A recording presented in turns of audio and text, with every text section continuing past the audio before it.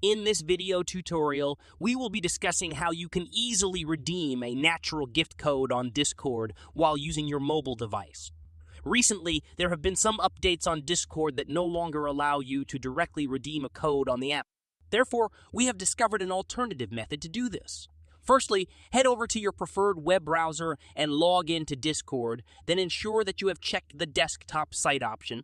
Afterwards, locate and click on the settings icon next to your username.